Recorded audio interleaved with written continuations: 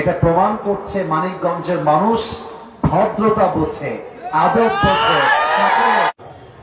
আমি অথম আজকে কিছু কথা বলতে চাই। পরিবেশ অত্যন্ত চমৎকার পরিবেশ। মাহফিলের মাঠ মাশাআল্লাহ অনেক বড়, মানুষগুলো অনেক শান্তশিষ্ট, আদবের সাথে বসে আছে। এটা কিন্তু রিয়েলি অ্যাপ্রিসিয়েটেড।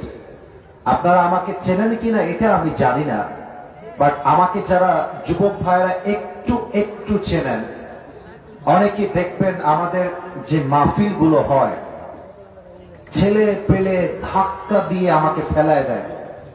অনেকবার এমন হয়েছে যে ধাক্কা খেয়ে মাটিতে ধাক্কা খেয়ে শুয়ে পড়েছি, ছেলে পেলে শুয়ে থেকেই আমার সাথে সেলফি তুলতেছে।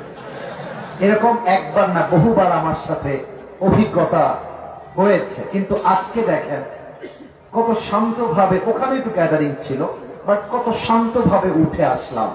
এটা প্রমাণ করছে মানিকগঞ্জের মানুষ ভদ্রতা বোঝে, আদব বোঝে, কিভাবে ভালোবাসতে হবে এটা মানিকগঞ্জের মানুষ জানে, ঠিক কিনা বলে? সত্য বলছি, আমার মনটা ভরে গেছে। আমি কোন রকম বাড়তি কথায় যাব না।